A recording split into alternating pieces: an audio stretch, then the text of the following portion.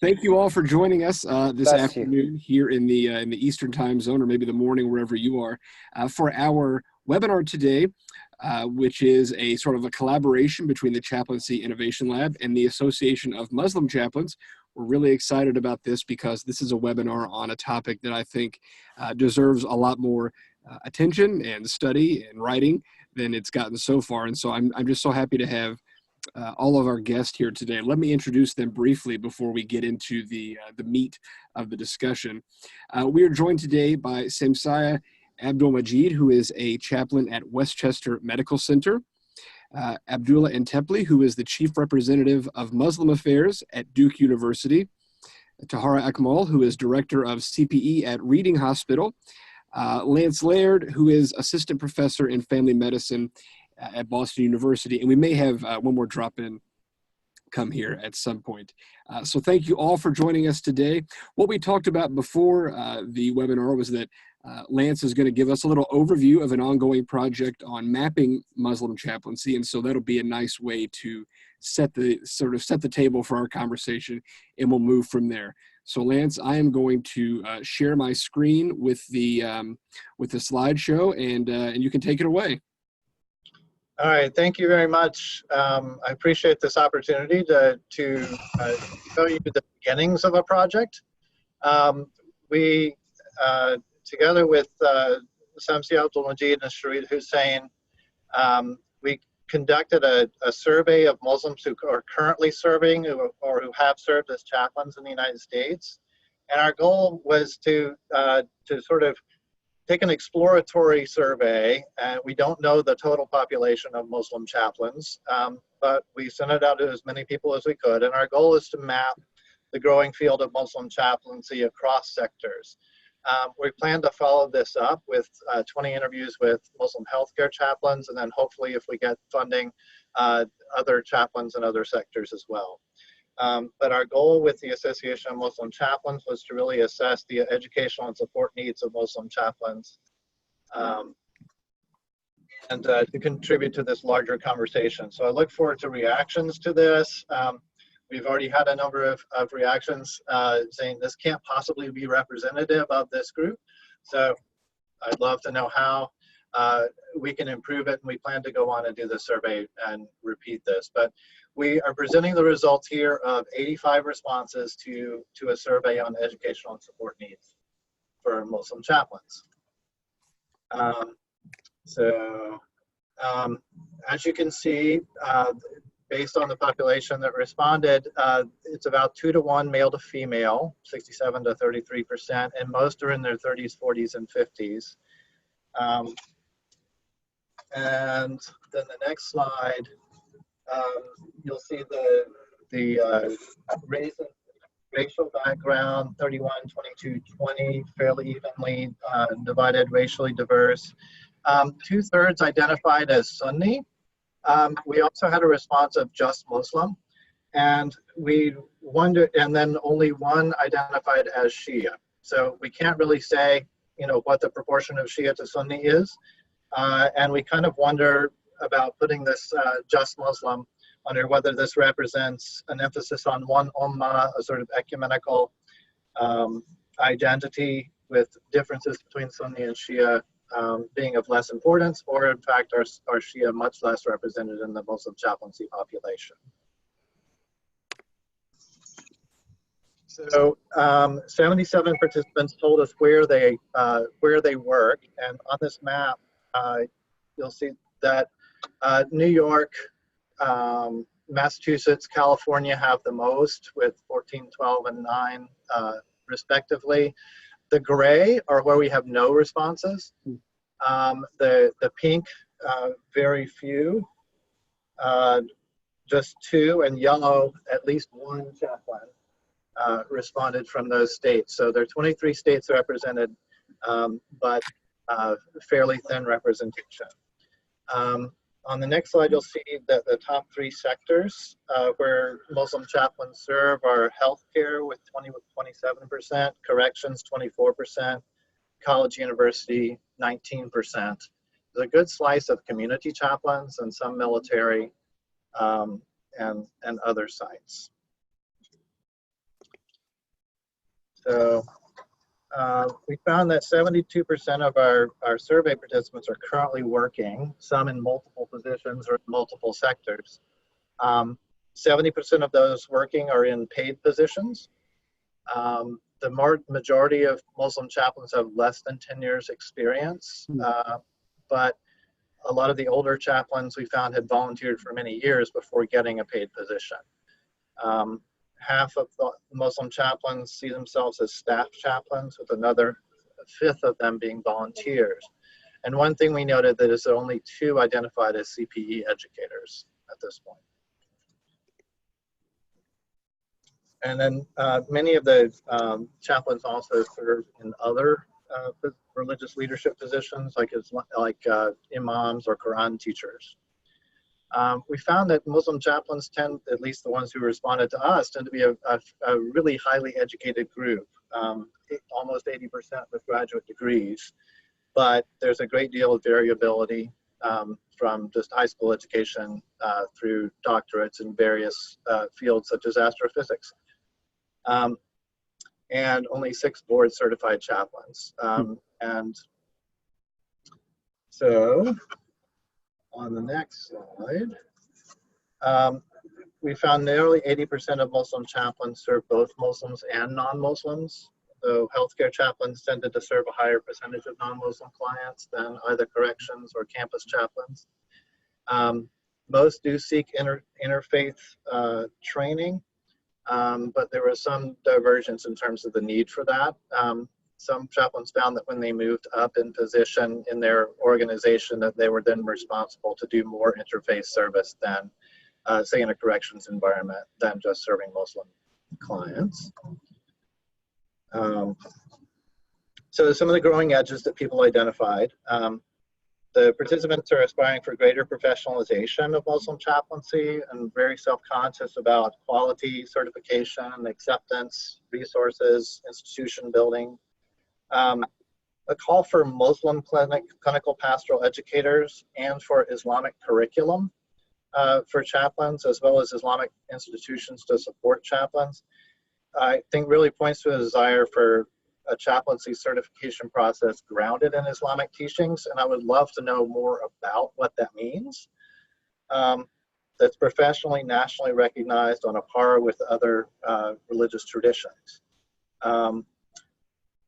Muslim chaplains tend to have very high expectations of organizations that support them, whether it's Islamic Society of North America, the endorsing body, or Association of Muslim Chaplains, or others, as well as chaplaincy organizations to support their continued education.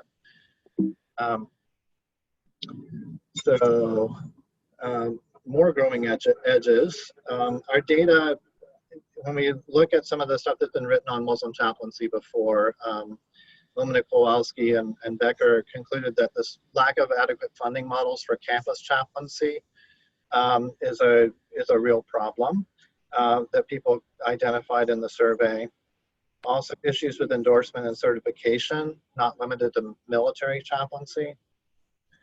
Our data also reflected some of the unease that Sajida Jalalzai identified in her dissertation about chaplains feeling that they were translated in predominantly Protestant seminaries where they trained and did their CPE. And our data did support the claim that chaplaincy continues to provide a significant pathway for Muslim women to exercise professional religious leadership and to represent Islam in the public. So these are the tentative conclusions of the survey. And as I said, this is an exploratory survey, and we would like to supplement this with a significant number of qualitative interviews to get a real picture of what that population is, and then repeat the survey in the future. But thank you very much for the opportunity to talk about it. Yeah, thanks, Lance. That's fascinating. And I know that you sort of have to hedge a little bit in that this is an exploratory survey, very early stages. Yes, I do. But just the fact that we have this to start with is fantastic. You know, it's exploratory because nothing existed before. So just to have this foundation, I think, is really going to be helpful. And I hope that either you or other people or in combination with each other, really take this and run with it.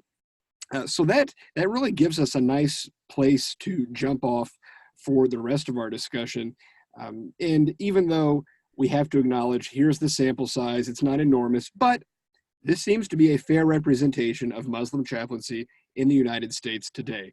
So that raises all sorts of questions about the practice, the training, all of that. One thing that stands out from what you just talked about, and I suspect that all four of you have some sort of experience with, and I would this is my first question for everybody, is chaplaincy has come to a point where we talk all the time about the fact that when a chaplain is interacting with somebody, almost regardless of the setting, whether it's healthcare, university, whatever, there's a very good chance that it's going to be with someone that's not from their faith tradition. Right. But of course, historically, that has meant not someone from their same Christian faith tradition. We're talking about ecumenism within Christianity. That's just the historical picture. And when we bring Islam into the picture, that the difference in theological assumptions is so much greater. And I think that we still see Muslim chaplaincy as something much, much, much different from Christian chaplaincy, rightly or wrongly. It's just, it seems to be this new phenomenon, which of course is not entirely true. So I'm being very long-winded in asking, how have you all dealt with that? Is it sort of, when you were working with either training chaplains or you were actually serving as a chaplain in whatever setting, do you think the barrier is higher if you're working with someone who is not from your faith tradition? Is it more difficult for you to do that than someone who is maybe from a mainline Protestant tradition that has, different skin in the game?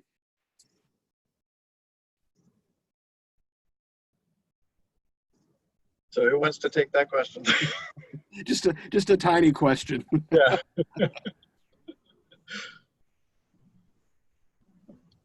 I can start. My name is Nora Zaki. I'm one of the younger chaplains. I'm a newer professional. I'm a university chaplain in upstate New York, and I have actually interned and worked at both hospitals and prisons. I actually, so I was born and raised Muslim, but my mother is a convert to Islam. So I'm actually from an interfaith family. And I appreciate Michael's question about assumptions that are made about Islam. I've studied, because also I think Islam in America has always, unfortunately, I think there's many stereotypes and assumptions about Muslims. The first Muslims in the United States were African-American Muslims who were from the transatlantic slave trade. And so I always have to remind people that Islam is not something new and that Muslims actually helped build America. Unfortunately, of course, through slavery. And I don't mean to make that light by any means, but it's just this assumption that Islam is foreign, it's new. And so whenever I have opportunities to speak with people, I try to correct that. But in terms of just interacting with people in the hospital or even in the university, just the human, we're all humans. We all have questions about who we are, where am I going, how did I get here? So I think just starting with that, and then if someone is Christian or Jewish, I'm often able to, and if they're curious, I'm often able to explain to them how similar our traditions really are. The prophets, the belief in the one God, and that simply Allah just means Arab, it's the Arabic word for God, and I tell them that Arab Christians use Allah. So it's the human level, it's correcting some assumptions, and again, being at the hospital, people are oftentimes, suffering and struggling, and they're just so appreciative to have someone who's empathic and kind and open to visit them. The university is a different game because many students here are suspicious of religion. They think that all religion has white supremacy and patriarchy. And so many students here are like, okay, I don't want to deal with that because we're trying to get away from that. So it's having to work with those assumptions, but that's what I'll say so far. Thank you. I could speak from an education perspective. In my, many years of working with CPE students, I've never had a Muslim CPE student. I think I started my supervisory education with ACPE in 2012. So I've never had a Muslim student. It's always been an interfaith dynamic in the education relationship. And I want to just connect with what Nora is saying. I think it's just the human connection. We connect as individuals first. And if you think about that very first question in your ACPE application or CPE application, who are you? What's your story? Who are the people in your family? What's your theology? And so it's a matter of getting to know people on a personal level and seeing the humanness. And I think the misconceptions about Muslims and that we're new and that Muslim chaplaincy is different, I find in the education realm that those barriers and those stereotypes drop off when we make that human connection through relationship. So I agree that there is still some work to do as far as, dispelling some of these misconceptions about who we are as a community and what Muslim chaplaincy looks like. And I think that survey is just one of the very first steps, and it's an outstanding step, actually. I would like to echo my good friend Tahara. It's absolutely a wonderful step, long overdue. So Lance, Samsiah, I would like to thank from the bottom of my heart. As one of the earliest in the campus chaplaincy, this is long overdue. I hope you will do more surveys, and I hope you will also break down and specifically focus on each institutional background as their challenges, as their demographics are somewhat completely different. Say prison chaplaincy from campus chaplaincy or hospital chaplaincy. Please let us know how we can help you so that this research will both quantitatively as well as qualitatively go deeper, richer, and will be a resource to not only Muslims, but institutions who are trying to help Muslim chaplaincy. I think it's a great start.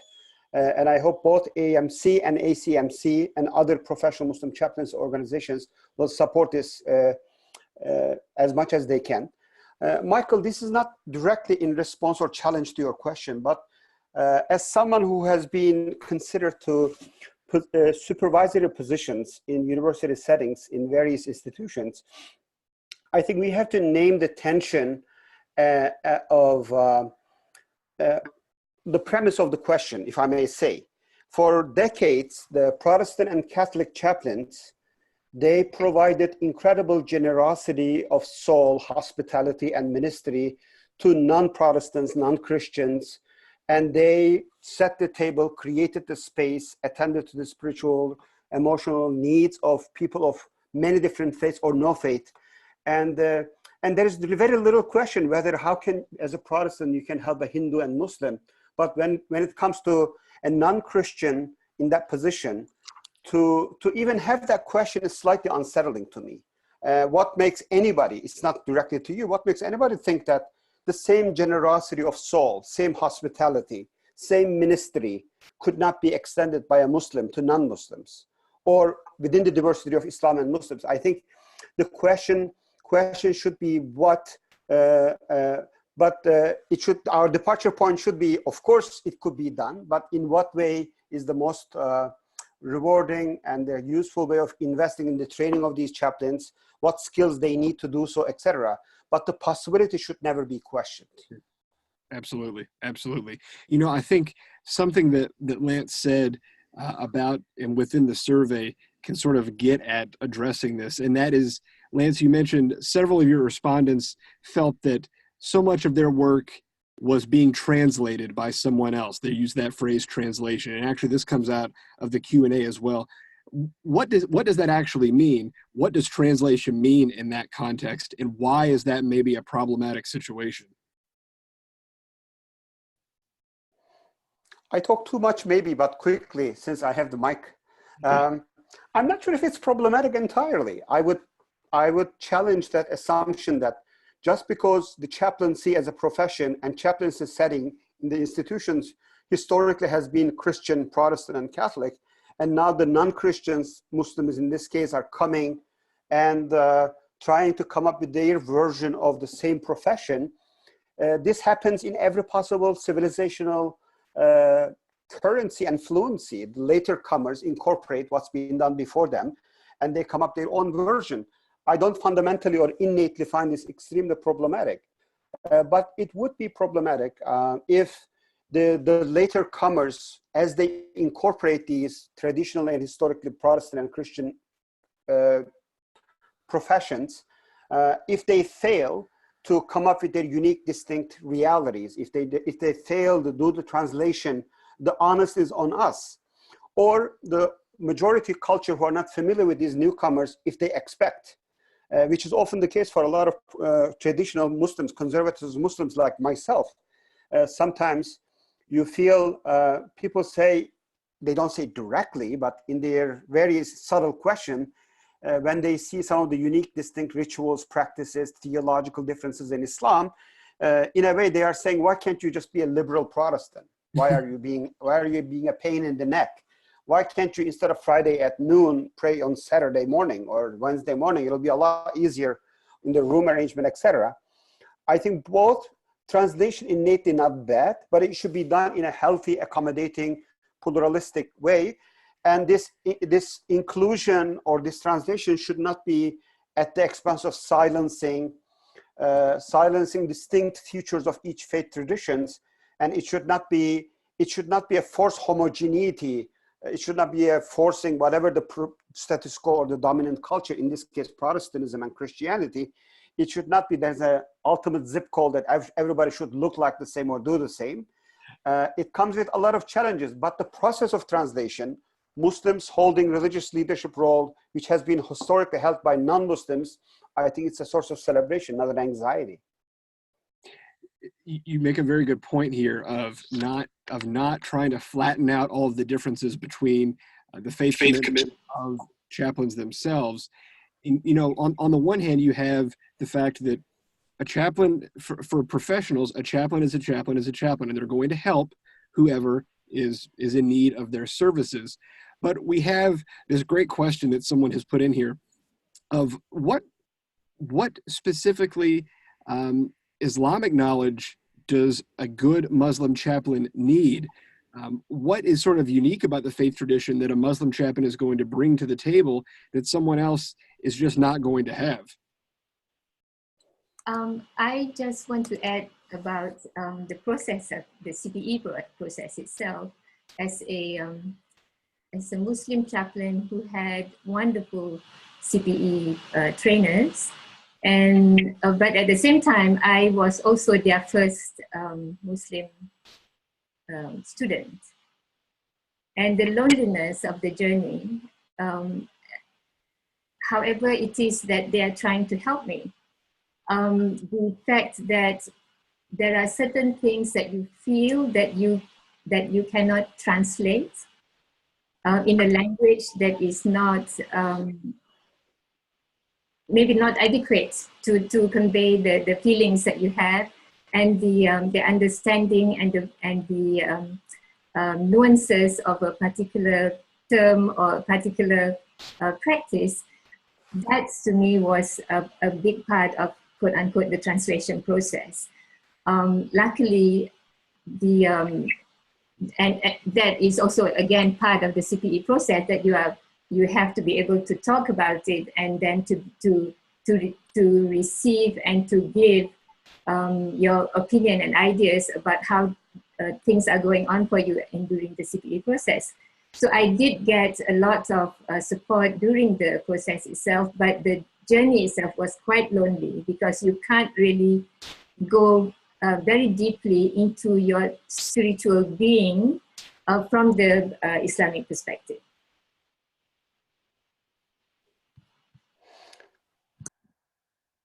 Tahara, please. Oh, okay.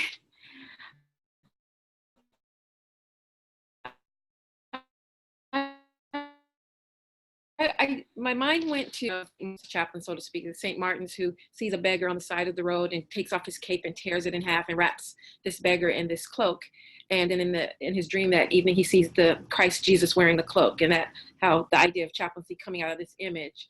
And when I think about coming from Islam, some of the very basic principles that really don't need to be translated, hospitality, compassion, kindness, giving to others from ourselves, all of those, empathy, all of these things that come from our human heart, again, kind of takes out a little bit of tension for me about translation. It's approaching, I tell my students, I think to be a chaplain, my opinion is you have to have a profound respect for people and really curious about who they are, what they believe, what makes them excited, what makes them cry, what brings meaning. And that to me is humanism, and it's being human. So as the director of CPE, I do feel the tension of being female, being African-American, being in leadership and authority and what that looks like and what it shouldn't look like for some. But I think Islam gives us so much compassion, mercy, grace, kindness, from the example of our Prophet Muhammad, peace be upon him, to stand into these leadership roles or stand with someone who's suffering in a very profound way. So I find a lot, when I was going through the CPE process in supervisory education, there was so much from just our tradition that connects us. I didn't find a lot of division in my process. I found many places where we can connect. And I like what Dr. Wendy Kaji talks about, like this code switching, how you learn when you go in with someone, oh, Islam has this concept and it sounds similar. Maybe I can connect with this patient or student or prisoner from this perspective. I think we're constantly doing it. Maybe in our mind, we don't call it code switching or translating. I think it's just a human connection that we naturally are able to do when we open ourselves to the other. And that's what I try to teach my CPE students. If I may quickly also, I think it's really helpful, Tahara. Some of what we are discussing will be less relevant as the Muslim pastoral care literature develops further. I think the blueprint, the abstract, theoretical, educational curriculum of chaplaincy is the pastoral care literature. So our Protestant and Catholic colleagues are several decades, if not a century, ahead of many other faith traditions, including Islam, in practicing pastoral care and going back and extracting ethical, moral values, pastoral wisdom from the teachings of Bible or the church, and then bringing it back to the field. As far as Muslim pastoral care literature is concerned, it's a very new field. We have a lot of practitioners, but we have still yet scholar practitioners who are in the field, who are developing this translation that Tahara beautifully summarized, and then slow down and reflect and go back and write this, so that the people who come after them will not go through the same over and over again. There are not many written resources. It's a challenge to me, I think all of us, those who are Muslim in the field, not to always see ourselves constantly practicing Muslim chaplaincy or developing this translation as we move in the field, but also as a moral responsibility for people coming after us to slow down and reflect on our work and create more and more pastoral care literature in the Muslim tradition, because there are some unique elements. Yes, forgiveness, yes, love, mercy are all universal, but every religion has their own scriptural founding. What verse of the Quran, what position of the Sunnah of Prophet Muhammad informs in that particular case, or where do you draw strength? Every religion developed their unique, distinct language. That language in its written form is yet to be developed.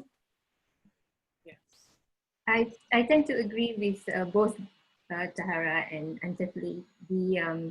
The loneliness that I spoke about is just that we have constantly to figure things out for ourselves, and at the same time we don't have partners that we can talk with in the CPE process itself. So while we have this compassion and we have the same stories as it is in the Bible about attending to the poor, the sick, and that we find God there. But at the same time, we also constantly need to be teaching our counterparts who are residents or interns, as well as our educators, because they do not have the same the kind of exposure that one would like them to have if they are going to be in a situation where they are training people of different faiths. Yes, the foundational value, the fact that we all have this, we share the same foundational values, but how do we translate that within our religious systems?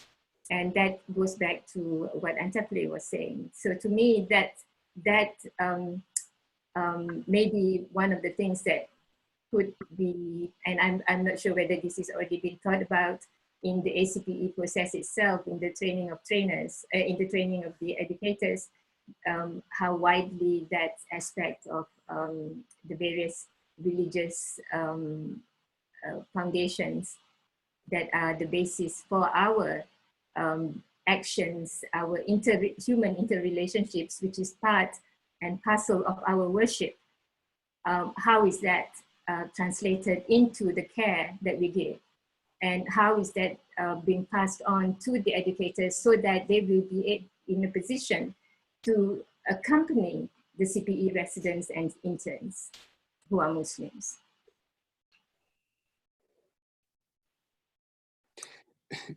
You know, the sort of the makeup of the panel right now is essentially healthcare and university settings. This is asking you to speculate a lot, but where is sort of the where is the growth opportunity for Muslim chaplaincy over the next generation? Where can Muslim chaplains best bring their particular gifts to spiritual care? Is there a particular setting that's going to be more and more necessary in, or is it just trying to be attentive to the needs of people across the board?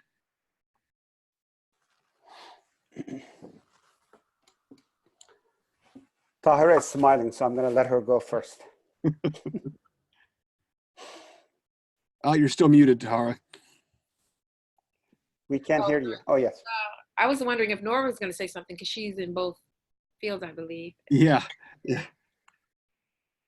Yeah, I had to move my location, excuse me. So because I work at 2 universities, I just actually started a mentor program with them. However, I was talking, when we were preparing for this webinar, I was speaking with actually Lance, Tahara, and Michael about how at the University of Chicago I did my Master of Divinity as one of the few Muslim students. Even though the curriculum was great and we were required to take courses in rituals and community leadership and then pastoral care, I had to do a lot of my own brain and curriculum. And my supervisor was extremely flexible and really willing to work with me.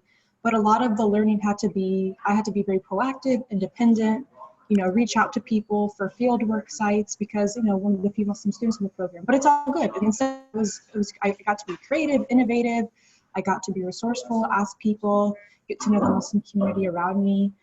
So I'm not really sure how to answer your question except for, and there's also in Islam and Sufism, if I may say, there's this idea of taking the sheikh, the spiritual, or sheikha, the spiritual kind of guide or advisor. And that's more for one's personal spiritual growth. We have this idea of in Islam of taking yourself to account constantly, muhasabat an-nafs. And so, how chaplaincy is such a field that requires such an ethical comportment and constantly renewing, in my opinion, your intention and your ethics. It's quite Islamic. For me, I personally talk with my own spiritual guide about what I'm going through. But again, a lot of it, which has been said, code switching, translating, it's just constantly having to tell people what exactly you're looking for. I find it, and I actually sometimes it's exhausting of having to keep telling people like, this is a stereotype, this is incorrect. So for me, I'm honestly just kind of actually sometimes, forgive me if I'm sounding like I'm complaining, but it's more just like frustration with assumptions that are made about Muslims and Islam and especially covered Muslim women, and just trying to break through that. That's personally what I have been figuring out. I know that Hartford Seminary has a Doctor of Ministry program, and I know there may be some people here who are graduates of that. I'm not, but I think that, being in contact with an institute like that, which solely trains, well, it does train obviously Christian chaplains as well, but it was started by Dr. Ingrid Mattson to train Muslim chaplains. So yeah, that's what I would say for now. If I may quickly, Michael, if I have to choose one place and location where the Muslim chaplaincy will reveal the best of its potential and keep doing home run after home run, I wouldn't pick any of the institutional chaplaincy settings because all of them are precious, important, required. I would pick 2 places. One, and those 2 places still doesn't exist. One, professional Muslim chaplaincy organizations like AMC, ACMC, and the similar organizations, where the wisdom of the people in the field is brought together. And that space is an area where knowledge is filtered and sort of channeled back to the community, American society at large, and the Muslim community. And the second location, which I, again, very much would love to see, is Muslim seminaries, which is still work in progress. It is slightly embarrassing, quite honestly. I'm not saying this just to be self-critical. It's quite embarrassing that American Muslim community is still yet to produce fully fledged accredited Muslim seminary. There are many great noble efforts in that regard. Bayan is one of the most promising one. American Islamic College, in so many ways, Zaytuna is also trying, but still, it's still not there yet. I think some of the effort as we focus on chaplaincy and resources should be dedicated to these professional organizations who will support these chaplains. But to me, as importantly, if not more importantly, to those institutions that will train these imams and chaplains and they produce that pastoral care literature, those Muslim seminaries, we urgently need them. I think part of our work is to how can we deliver some of our individual success as chaplains to contribute to the creation and further maturation of these Muslim seminaries and the divinity school.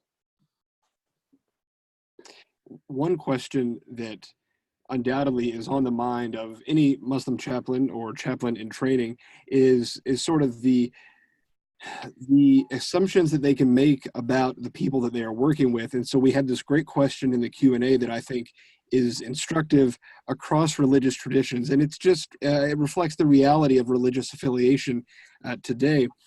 But this person asks, what changes are chaplains noticing among patterns of affiliation and observance among Muslims? There are statistics showing that younger folks are increasingly less observant and less likely to be involved in formal Muslim life. So they would like for the panel to talk about the flexibility of chaplains in reaching and serving Muslims who are less likely to be involved in traditional religious practice. How does professional Muslim chaplaincy deal with the fact that when it comes to formal affiliation in the United States, at least, that tends to be on the decline? We had a really interesting conversation at the recent AMC conference, and we had this vision of chaplains because of what you just said, Michael, but just as another way chaplains can be supportive is what would it look like if masjids, mosques, Islamic centers hired chaplains to come alongside of the imam to offer another level of support? Because typically, historically, our imams in the masjid or in the Islamic centers are there to provide religious counsel and to be that religious leader and that theologian that families and individuals can go to for religious counsel. And a chaplain would bring a different spirit. A chaplain would be someone who could come in and serve the community and get to know people on a different level than maybe the imam would, and provide a very different type of service. So I thought about that, and I thought about younger individuals who may not be drawn to institutional chaplaincy or the structure of that, where chaplaincy in an Islamic center gives a similar picture to me of maybe in a church where you have the pastor and you might have a deacon and you might have others in the church or the synagogue that serve, but serve in a different capacity where maybe their gifts can shine and they can be more in touch with the community, maybe working on different projects within the community and serving the community in a different way. I just don't know if that would be attractive, but I think we had a really interesting conversation about what would that look like for the Muslim community if our religious institutions begin to hire chaplains to add that layer of support and to support our imams. As we say in Turkish, Tahara, from your lips to God's ears, inshallah.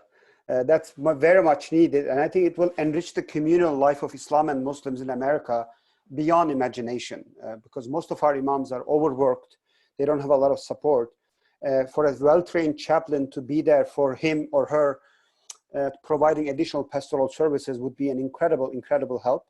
But in response to the specific question, this question gives us an opportunity to articulate one of the significant differences between what fundamentally difference between a congregational clergy and a chaplain, being an imam in a mosque and a chaplain. I think in general, it's safe to say that chaplain's job is not to only cater towards people who are religious, or chaplain's primary responsibility is not to keep the level of religiosity high and sort of promote certain level of practice. I don't think that's primarily what our responsibility is. Our responsibility is to serve everybody and meet them where they are and draw ethical, moral, religious, spiritual strength and wisdom from our faith tradition to help these people to walk this journey with them It's not entirely wishy-washy, but that's the beauty of the chaplaincy. Quite honestly, that's primarily why I am in this profession, because on college campus, you have students who literally hate religion, and you have students who are in love with religion. There are Duke students, as part of their 4 years, they want to also memorize the Quran, they want to memorize that many hadiths, they want to be a saint in addition to Duke education. And there are many students in between. And our responsibility is not to pick the more practicing students. Our responsibility is to serve everybody and keep Islam and religion as a helpful, constructive, rewarding conversation partner for these students, as we authentically be rightful and honest to our own individual personal practice as well. I'd like to add something, please, to go off of what Abdullah and Tahara said. So actually at Duke University, I believe Chaplain Joshua Salem, he used to work as a chaplain at Adams Center, which stands for 10 years. Yes. Right? So we actually have a great example. And actually Joshua is really cool. He actually used to be part of a band called Native Dean, which is, it's like a spiritual band. It was 3 young men who sing about Islam and social justice and Islamic identity, really beautiful people. And Joshua was one of them. So he was the chaplain at a mosque. The Adams Center was one of the largest mosques in the United States, thriving youth, department. I just want to talk about this idea of Muslims seeking sometimes third spaces. Like has been said, many Muslim Americans are very committed to their religion. They're very committed. They want to be seen as American. They want to be seen as Muslim. And they're also they care about social justice. Many Muslims who are, in their 20s and in their teens, they're also very left. Some of the Muslim students who I work with may disagree with everything that the left has to say, but a lot of them care very much about justice, not just for Muslim issues, but prison abolition, racism, homophobia, xenophobia. So I think it's important to recognize that Muslim Americans are some of the, very active students and care about, the social ills that are plaguing our society. And I think Malcolm X, God rest his soul, he said when he came back from Mecca that Islam could offer a solution to the racism in the United States.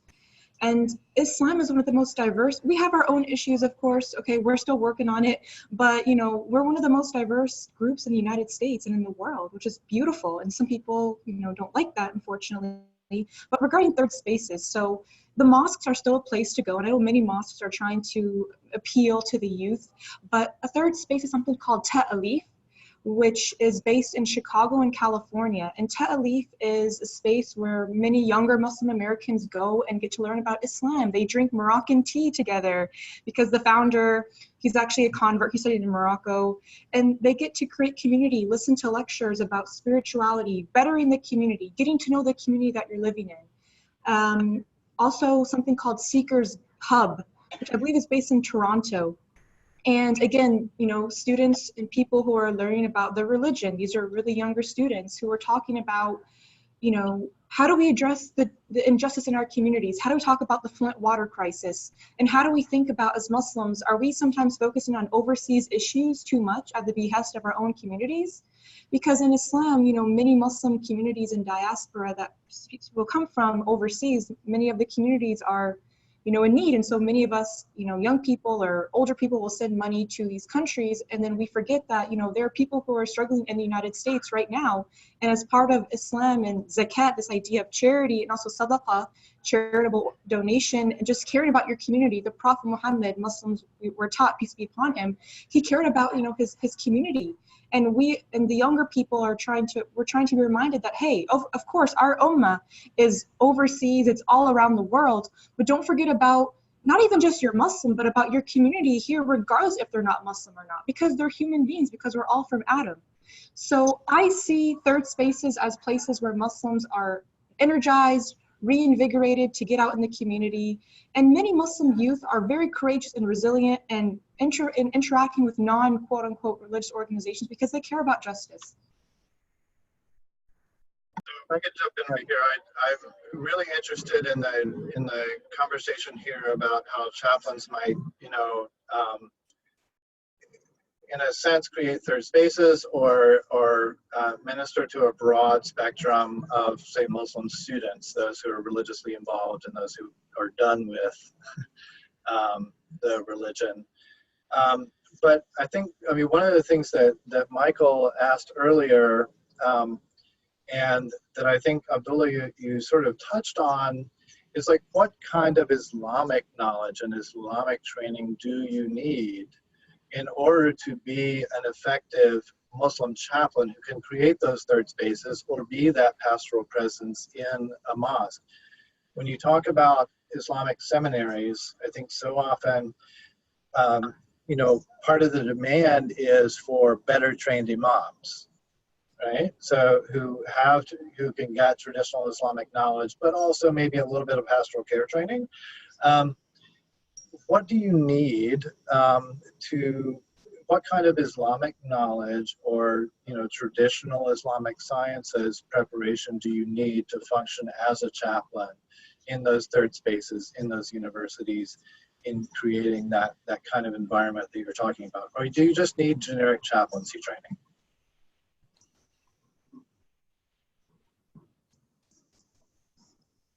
Let me follow up that question and sort of add on to it a little bit. Abdullah, you mentioned a couple of minutes ago about this need and hopeful future for growth in Islamic seminaries and other academic institutions. I'm wondering about CPE for Muslim chaplains. Tahara, you know, you said you've never supervised a Muslim CPE student. And Nora, you went through the University of Chicago and kind of made your own way through their program. What does Islamic CPE look like? And I think that this has a lot to do with what Lance just asked. What would need to be unique about that process so that it would be attentive to the needs, the spiritual needs of Muslim chaplains themselves, to go through the CPE process and come out the other side trained in a way that CPE already assumes Christian or sort of historically dominant faith tradition chaplains are going to be? When I started my training for ministry, it was before Bayan Claremont. So I attended Claremont School of Theology. And what I did, they had at that time, an interdisciplinary graduate degree. And what I did was I took all of my Islamic studies courses at Claremont Graduate School across the street with Dr. Hamid Mavani. So I would study Quran, Hadith. I took Arabic with Sheikh Tajuddin Shuaib, excuse me, and Islamic ethics and history. So I took all of my Islamic studies courses at Claremont Graduate University, and then I took all of my pastoral care and counseling and grief theories at Claremont for an integrated degree. And then I went on and did 2 internship in CPE, 2 years of residency. And for me, that training, the Islamic studies, pastoral care and counseling classes, intense CPE training, for me, gave me a full education for chaplaincy.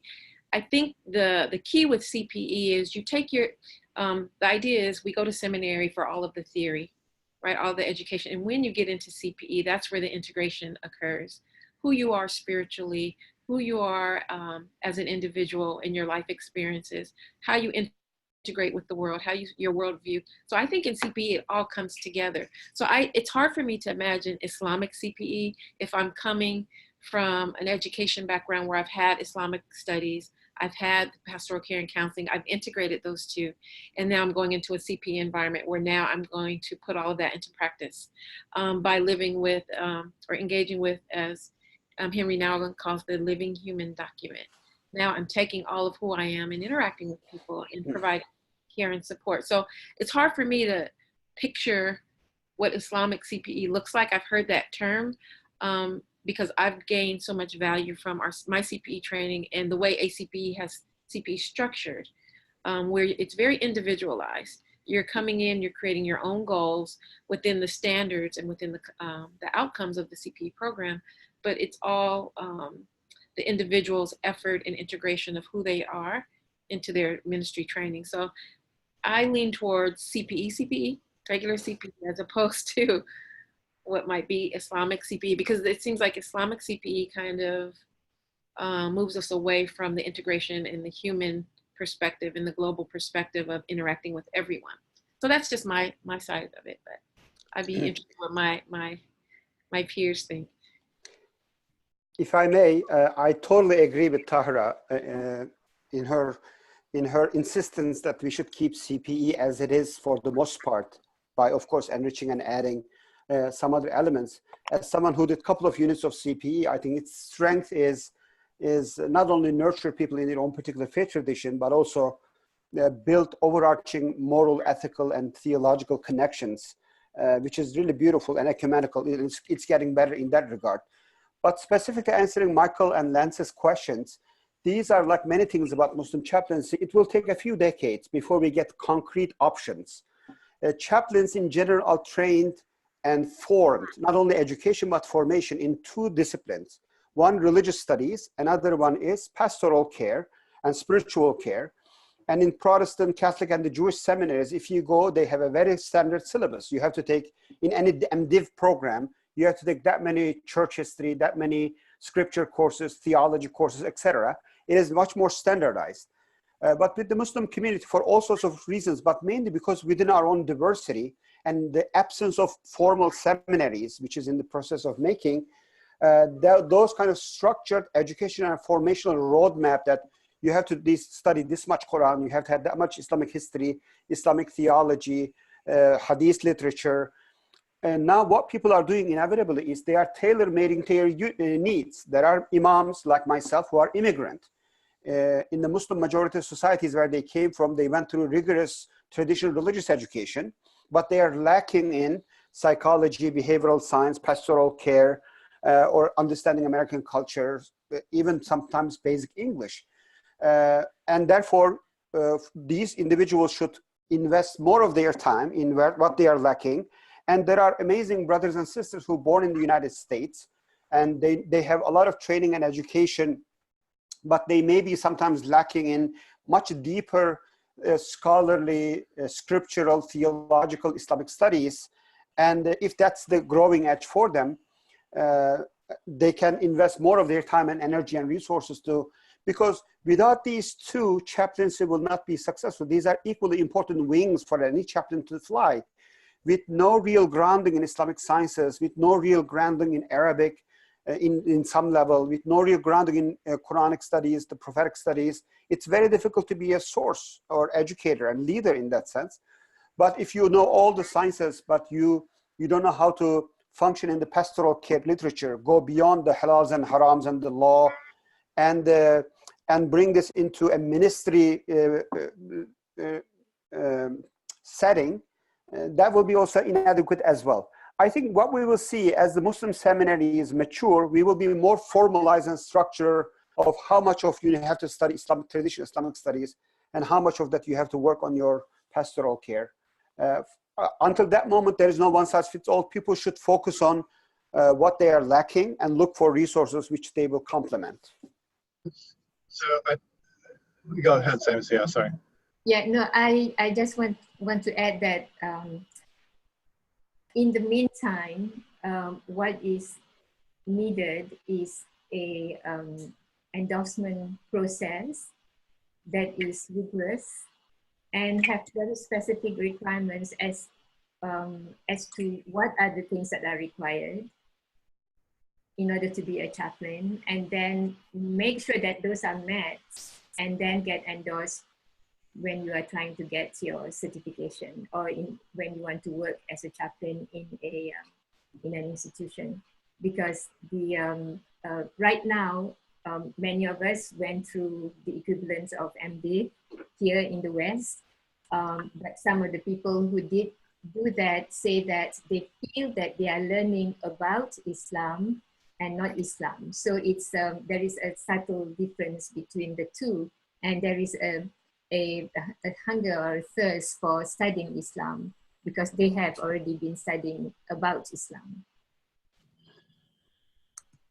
And I think this is, I mean, one of the, I think one of the questions that I saw on the webinar chat here is about how to evaluate somebody. I mean, one of the problems identified in the survey, as well as some of the discussion, is that anybody can be a Muslim chaplain, right?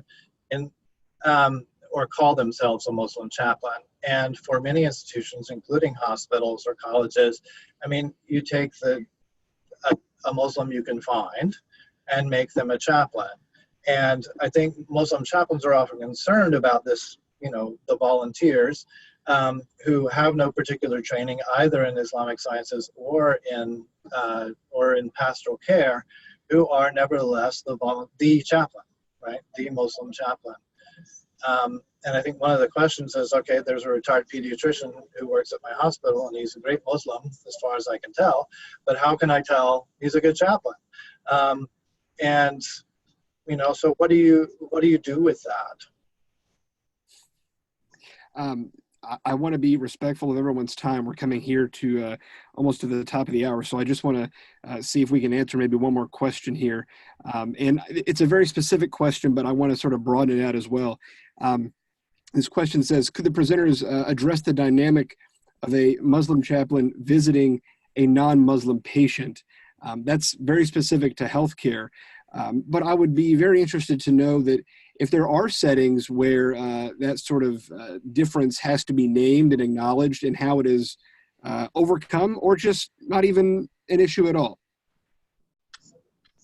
I can speak very briefly. So I did 1 unit of CPE, which is Clinical Pastoral Education at Tampa General Hospital, which is a very diverse hospital. And like Tahara, the majority of my patients were not Muslim. I had Hindu patients, Jewish patients, mostly Christian patients, Buddhist, spiritual. And again, I just presented myself as, I said that I'm a chaplain, I'm from the Islamic tradition. I sometimes even just try, I mean, because I wear a scarf, I think people kind of were like curious, like, what are you? But again, I mean, I just made people feel comfortable, let them ask, and I just showed genuine sincerity. Again, I mean, I think Abdullah is right, that we do have to recognize the differences, and I'm not trying to promote a kumbaya approach in terms of, you know, let's all just, you know, no, we do have differences, and that's beautiful. But because Islam does recognize the Injil, which is the gospel, we recognize the Psalms, we recognize the Torah of Moses, peace be upon him. We have so many, even some people say that Buddha was a prophet. I know that some scholars say that there are 124,000 prophets that have been sent to humankind. Maybe Buddha was a prophet preaching the oneness of God. Anyways, so again, for me, I only had 2 people reject me. The majority of my experiences were positive. And so I guess I was just being myself, being human, being kind, being empathic. And the Prophet Muhammad said that I've only been sent to perfect character. You know, having good character with people, I think, is what I strive to do as a Muslim. And so that's, I mean, I know it's a very simple explanation. Maybe it's not so juicy people were expecting, but the majority of my experiences are actually quite positive, and I was rejected by only 2 people. And I was able to connect with them. You know, Nora, I think that is such a wonderful place for us to end. We're right here at the top of the hour, and I think that your experiences, not only being beautiful on their own, but so practical and useful for all chaplains. I'm just looking at the attendee list, and I know that the people that are attending this webinar come from just an enormous variety of settings and theological backgrounds, and I think that all of this has been enormously beneficial to all of us. So thank you to all of you.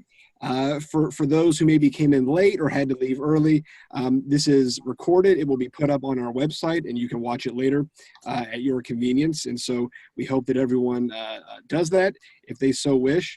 Thank you all again, and we'll be back tomorrow with our next webinar. But for now, I hope everyone will join me in thanking our panelists. Have a great afternoon, everybody.